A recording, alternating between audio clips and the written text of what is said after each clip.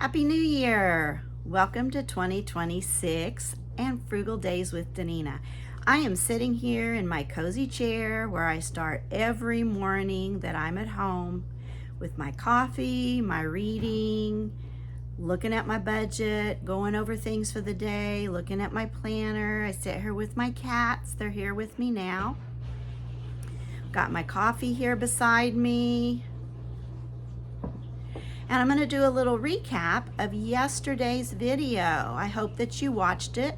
I hope that you'll join me for this one today and watch until the end. If you haven't subscribed, I would love to have you as a subscriber.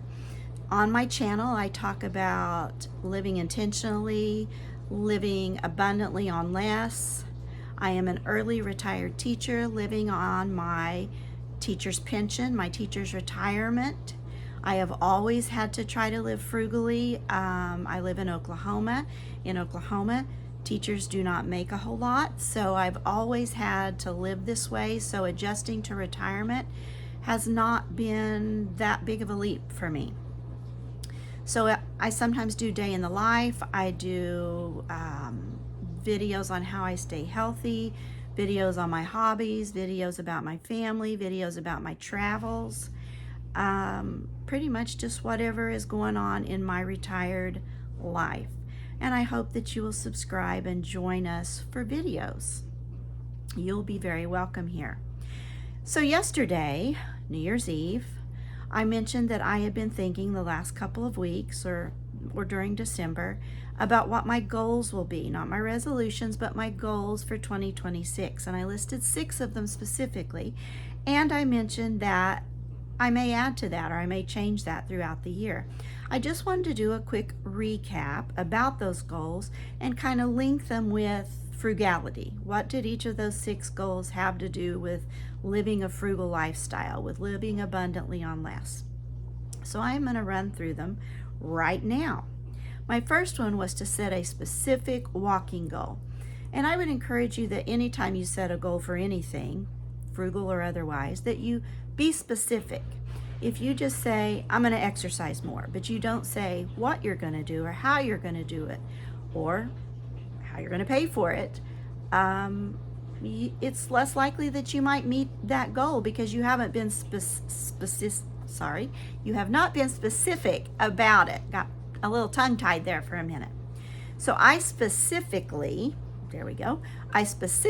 want to walk 730 miles for the year of 2026. I want to get 10 to 12,000 steps per day, which I already was trying to do for most of the year last year. And I want to keep track of the miles that I walk when I do my daily walks. Now, will I get to walk every single day? No, life will not allow that, I'm sure. There will be things that come up. There will be weather. I will be traveling.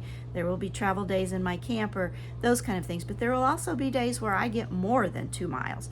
So over the course of the year, I want to get as close to 730 miles as possible.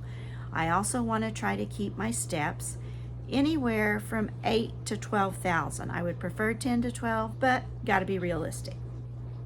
So what does any of that have to do with being frugal? Well, walking, for me anyway, is free. I have a treadmill to do indoor walking, and my favorite thing to do is to be outdoors walking and listening to Audible or listening to a book on my phone. I enjoy that. It's a hobby of mine. Knowing that I have that to look forward to gets me out there and gets me walking. I do, however, have a membership at my local activity center, but it's very reasonable. And I'm not obligated, I'm not under contract, so if I have a month when I'm not able to do that, that's just an expense that I can do away with should I need to. But most of the walking that I do for exercise is free. Free is frugal. Also, as I mentioned yesterday, I feel like the more walking and exercise I do, the healthier it keeps my body. A healthy body is naturally frugal, cuts down on your medical costs. Goal number 2 was using the Fetch app, which I already do. I've been successful with that. I've had savings with that. I've been able to pay things with the cash back that I get in the form of gift cards from Fetch. I am going to be looking for other ways to save, because I have found from personal experience those little savings add up to big savings. That has been what I've found out in my frugal journey, both in retirement and before I retired. Goal number 3 is to read 2 books with my eyeballs every month. As I said, I do splurge on an Audible membership. I do like to listen to audiobooks when I'm working in my yard, when I'm walking, when I'm doing housework, but I also read actual books, and I read books on my Kindle. I want to at least read 2 books per month, an actual book or a book on my Kindle, and keep track of that, and have read at least 24 real books by the end of the year. Now, how is that frugal? Well, reading is a hobby for me, and it's a frugal hobby for me because I utilize my public library, both for audiobooks and real books, books that I hold in my hands, paper books. I also have a Kindle, and my sweet David has a great, enormous digital library of his own, and he is willing to put those on my Kindle for me if I want him to. So that doesn't cost me anything, and because he shares with me, and the library is free. It doesn't cost me anything. So that frugal hobby of mine is definitely a money saver. My 4th goal for the year of 2026 was to start an actual old-fashioned recipe box. What does that have to do with frugality? Well, I look up free recipes quite often online, which is great. Doesn't cost me anything. I get new food ideas. I get healthy food ideas. But as I mentioned yesterday, more and more recipes are including so many clips of other things, advertisements, commercial clips that they want you to watch. And then it kind of sends you back to the beginning of the recipe. And if I'm in the middle of making something and maybe my hands are all dirty because I'm right in the middle of everything of cooking that, then I have to go back to it again. And yes, I could print them out, but I think what I'm going to do instead is take that recipe, and if I use it and like it, suffer through it that first time, trying it out, and I like it and want to repeat it, it's going to go on an index card and go in my recipe box. I already have the recipe box. I just have used it more as decor because I like it. It's cute.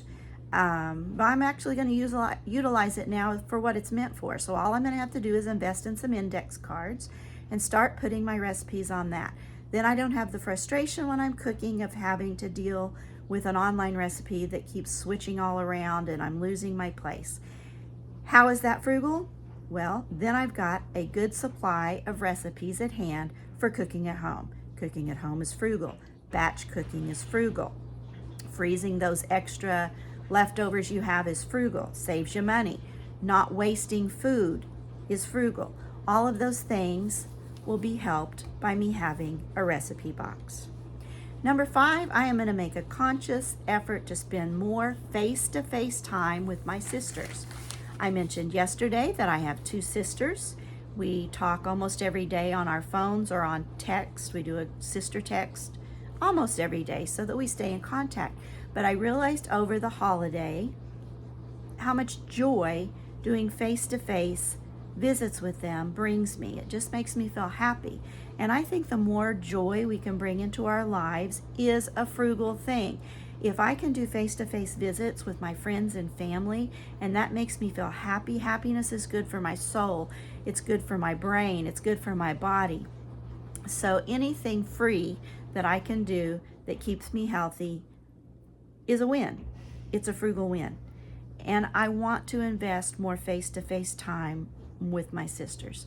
I think it's frugal because we don't have to spend any money when we do it. I enjoy it. It keeps me happy and healthy. It's a frugal win. And last, I am going to be taking a food inventory, freezer inventory, pantry inventory, but I'm also going to do a household inventory. Not only does that help me know what I have on hand, but that helps me, if a sale comes up, I can quickly look at my list and say, oh, you know what, I've already got 3 of those. I really don't need to spend money on that. Or I can say, I don't have any of those, or I'm on my last one of that specific thing.